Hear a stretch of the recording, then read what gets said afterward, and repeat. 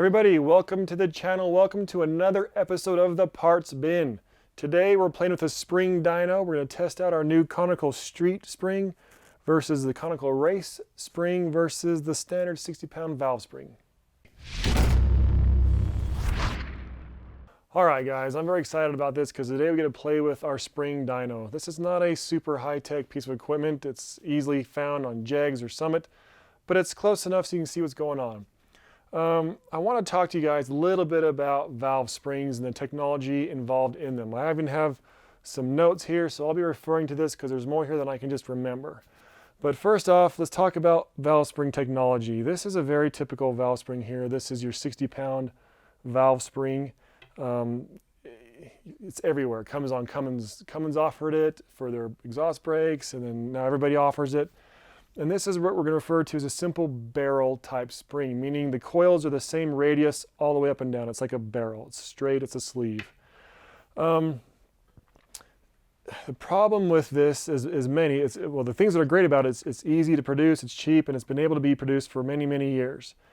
The engineers of 70, 80, 100 years ago now, I mean, long time, they've known the benefits of a conical spring, but the manufacturing processes were not there to make it economical or viable for mass production. So it was only for really high-end stuff. So only recently has this really become available to the masses, and it's really cool.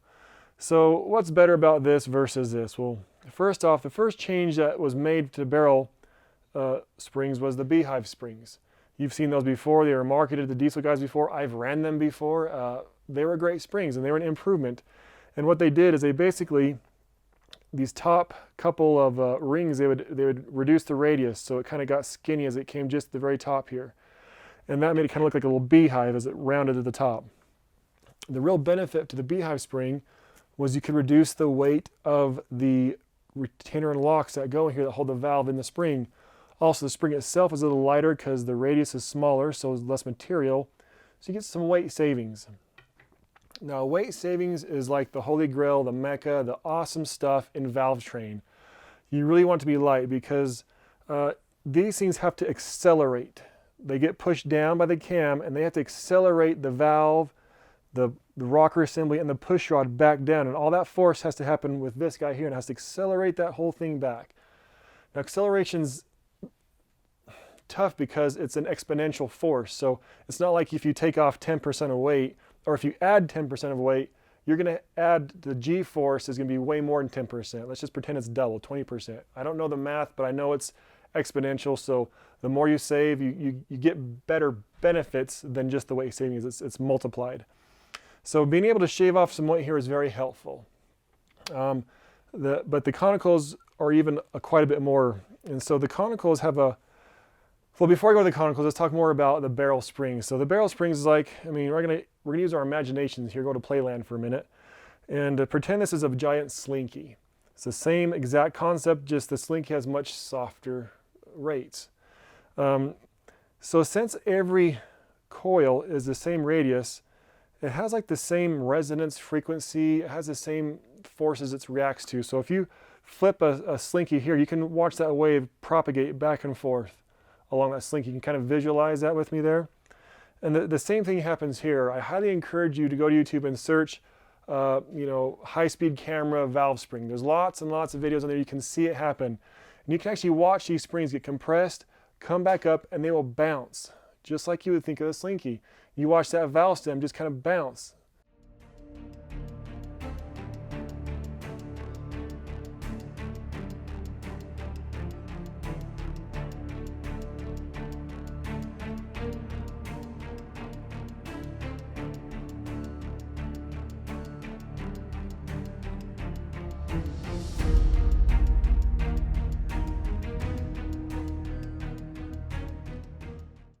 So that's obviously terrible for high performance. You're losing all kinds of power there. You want, the key in valve train is you want it to be controlled. If it's bouncing or oscillating, that's not controlled. It's lost power. It's hard on parts, hard on your seats. You'll break stuff. You need it to be controlled. And so having the right spring is vitally important. So that's a big problem with this, is since all these have the same frequency, resonance, I mean, everything has vibrations that it moves at and works funky at. I mean, even like in your truck, you have an exhaust system. It sounds awesome. You're towing your truck, and at 74 miles an hour, it's terrible. It's a terrible drone. It's so loud, you want to wear earmuffs. If you're at 72 or 76, it is fine. No problems. I love it. But 73, bad. That is resonance. The same thing happens with this. So you want to, and the problem is every one of these has the same resonance. A big great thing with these conicals is since every coil is a different diameter, they all have different resonances. So the thing that's going to bug this coil here is not going to bug this coil here. And so that makes it really awesome to where this controls a valve way better. I mean, it's magnificently better because of the simple design of the spring. The wave cannot propagate through this like it can a slinky. It just stops. And so it really, really helps that control your valve way better. Also, these are a lot lighter. Just for your information, these springs, the race spring and the conical spring, weigh 71 grams on my little postal scale that I used. And this one weighed 92 grams. This is over 20% heavier, like 30, I'm not good at math in my head. A lot heavier percentage-wise than these. And not only is it more heavy than these, the weight savings here is greatest at the top and less as it goes because of the diameter of the coils. So this part of the spring moves the furthest, from here down and back up. This one moves the next, the next, the next, and so on. So the more weight savings you have up here, the better it is because it has the furthest distance to travel. So they've really done an amazing job getting the weight out and where it's out important. And so that's a big, big deal. Another important design function, design feature of conical springs is I already talked about the difference in diameter of each coil, and that's hugely important. Also, what's hugely important is the space between each coil. It's not identical. Each space is unique. This space is quite a bit more than this space, and so forward. On your typical, barrel spring, it's all the same. Again, for that harmonic, that frequency, we need things to change that. I mean, like you don't hear about it much, but there's times like when that resonance will really hurt this, and it's within the operating range. So normally you think about valve springs, you just think high RPM. I need it to withstand my highest RPM achievable, and that'll be great. But there's a lot of time spent in the labs, the OEMs, the engineers, guys who talk way, way geekier than me about frequency, because this may go into a weird harmonic or resonant frequency at 10,000 RPM, like on a bullet bike or something, to where it just floats like crazy. Then you get to 12,000 RPM, and just like your exhaust drone, it's back to happy, and it works just great. So this spring may be great to 14,000 RPM on a bullet bike, but at 10,000 RPM it sucks. And that's a big problem. So there's lots of stuff, a lot of considerations you got to look at and do, and luckily the engineers have done for this spring. So this is the best there is in valve spring technology right now. The conical spring is the cream of the crop, which we have right now. And I really like them. So anyway, I think is there anything else I want to tell you? Just an interesting fact, nothing to do with this video. But one of the reasons that the diesel engine is so limited in RPM, it could be the combustion process. Some will argue that the burn is too slow. I haven't encountered that. I revved mine up to 8,200 RPM and blew the thing apart. And so, it was still making power till it blew up. But one of the problems is valve spring technology and the fact that we were a push rod engine. So we have so much weight with that rocker assembly, the push rod to accelerate, the valve. There's so much weight in our valve train compared to like a dual overhead cam engine. A dual overhead cam engine has no push rod. There's all that weight gone. And so they just literally have the cam push on the nose of the valve stem, and it just reduces so much weight that's how they get those crazy RPM. So I'm pretty excited for someday when we have a dual overhead cam Cummins. How high will it go? We'll be at the limits of piston and weight assemblies, but we'll work on that when we need to. But definitely getting rid of push rods and getting rid of weight is the key for high RPM performance. And this is the best we have for the technology we have currently. All right, guys, let's get these things on the dyno, the spring dyno, not the big dyno. Let's see what kind of weights they have. We're going to simulate running a 188 220 cam, a very popular hot rod cam, and let's see where these springs stack up and how they work. So let's do it. All right, now that we've heard a lot about the difference between a normal spring and a conical spring, let's see how these actually stack up on the spring dyno. This is not a super fancy spring dyno. This is one we got from like Jegs or something, but it's close enough to illustrate what we're doing here. So this is our race conical spring, and this one is rated 175 pounds on the seat at an installed height of 1.87 inches, I believe. So I got this dial indicator set up at 1.9 is 0. So I got this backed off a little bit. So we're right about 170, 172 on this dyno. Anyways, pretty dang close. So this is a, 10, 15 pounds higher than your typical 60-pound spring on the seat, but it's much, much stronger. And you'll see as we'll compare these springs in this video, how much heavier it actually is. So we're going to pretend that we're running a very common 188-220 cam, a very popular cam. It's a nice upgraded cam.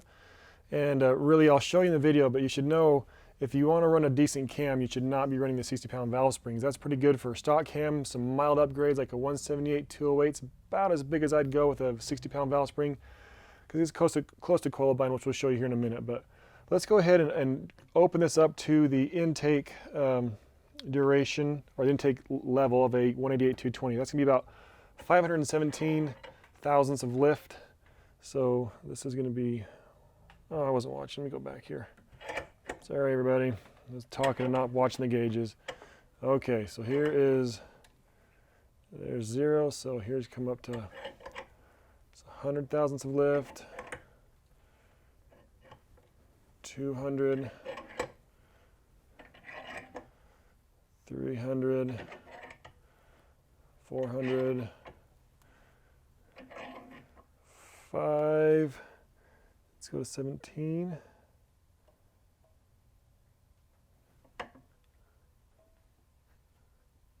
Okay, so we're at 400, and from my view, 420 pounds. The camera view has a little bit different angle, and it's not a digital gauge. So we're about 400, let's say 420 pounds of force over the nose on this spring. That's pretty high.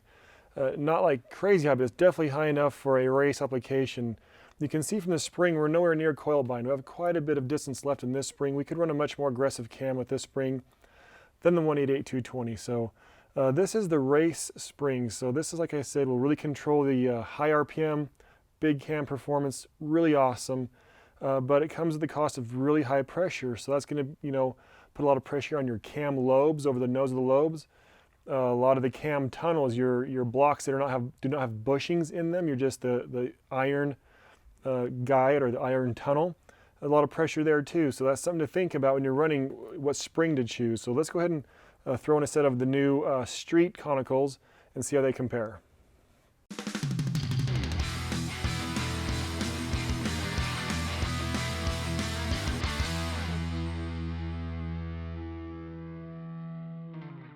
All right, so now we have the new street conical in the spring dyno.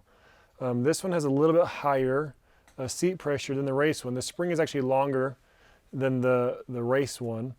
And but again, this spring, as it gets worked, this is a brand new spring, it'll probably drop a little bit. So for my view, I'm about 180 pounds on the seat. The camera view may have a little different depending on the angle. This is rated at 175 on the seat at its installed height of 1.95, which is where we're at here. So anyway, we're well within the margin of error. Let's see how this thing does on the same cam, the 188-220 cam. We go 517 thousandths of lift, and let's see how much pressure we get with this spring. All right, here we go. There's 100, 200, 3, 4, and 500. And getting close here, come on. 17. So right here, it looks, from my point of view, is 320. Again, the camera's up high. You may be seeing 325, 315, somewhere in there, but 320 is from my point of view. So that's a full 100 pounds less over the nose on a 188-220 cam. Again, the spring has plenty of room for a much bigger cam. We're nowhere near coil bind on this guy. So this is a great street spring. Plenty of seat pressure. It's nice to have that good high seat pressure and not have such crazy over the nose pressure. So it keeps your cam lobes living a little bit longer, keeps your cam tunnel happy. And again, not that the race spring is crazy, it's not. We have run these on street trucks with good results, but if you're picking something and you're looking for the ultimate combination, keep in mind what you're doing with the truck, because this will handle 5,500 RPM real happy. If you want to be real aggressive and run tons of boost, you may want to up for the race conical. Otherwise, this is a really good option for the street, and with all the benefits of the conical spring that we've already discussed, really is awesome. So real quick here, just for fun, since I have the dyno set up, let's put this 60-pound spring in, and let's show you what happens on this cam with that spring. All right, so this is the 60-pound spring that we sell. This is an installed height of 190 thousandths, 1.90, and we're about 160-ish, which is very typical 165-pound spring is what these are referred to, and that's where we are. So let's see how this one stacks up against the other two as far as spring. We know as far as harmonics and all the benefits of a barrel spring versus a conical spring, this is far, far behind, but it's very economical. It's not, forget that, and it works really well for a lot of guys. So how does it fit a 188 220 cam? So let's go up to 517 thousandths and see what happens. 1, 2, 3, 4, 5, 17. So we're about 250, 260. As you can see, we're dang near coil bind.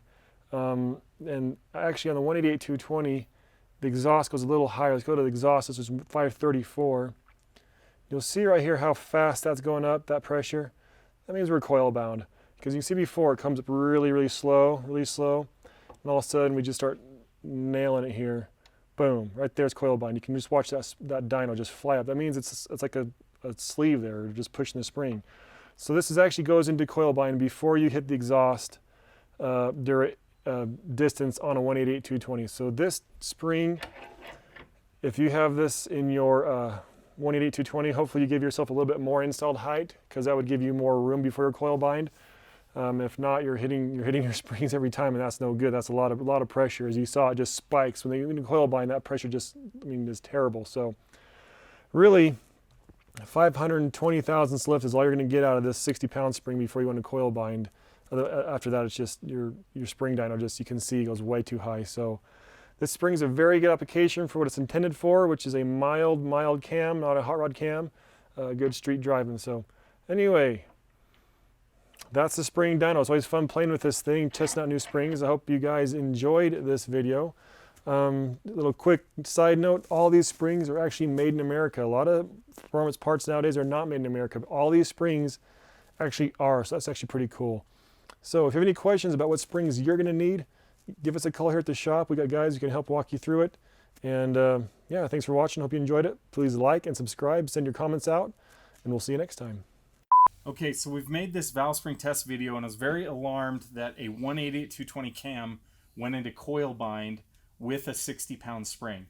So what we have here is a 270,000 mile used Cummins head, similar to what you'd have on your pickup truck. This came off of the mud truck before he built an engine for it. And Tony measured the valve face depth. That's how deep the valve is stuck into the head. And what did you come up with? So the intake is 80 and the exhaust is 70. And factory Cummins is what, 50, 60 thousandths, right around there? 55, 60. Yeah. So these valves have worn in 10 to 20 thousandths more than stock. So that has increased the installed height of the spring because the valve has worked its way up through the head a little bit. So what we found is we ended up with an actual installed height here of about 1.960 inches. So in the earlier, we tested a 60-pound spring at 1.90, not 1.960. So we've essentially picked up 60 thousandths more travel we can have on the spring before it goes to coil bind. And as you saw, we just barely coil bind the last 10 or 15. On the exhaust lobe, which has more lift than the intake lobe. So what we've learned is that's why you can get away with 60-pound springs on a 188 220 on a used head. Now, what happens when you take your head to the machine shop and they make it fresh? Well, they put everything back where it should be, which I makes think the installed height go back down, correct? Yeah, it drops the installed height. And it could be even worse than that, because if they don't deck the head, it depends how much they deck the head, what that does to installed height, but yeah, I mean, if you're just putting valve springs on your 250, 300,000 mile Dodge, 60 pounders with our upgraded locks and retainers are great.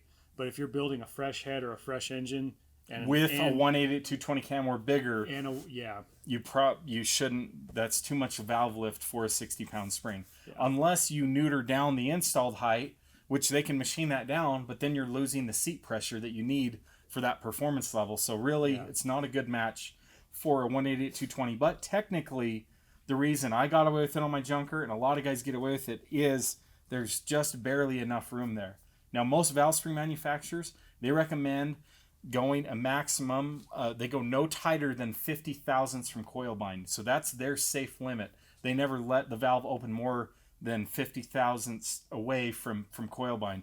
So technically, by their standards, a 188 220, even on a used head, is not safe. But obviously, guys get away with it. So Right. anyway, thanks, Tony. Yep. Thanks, Will.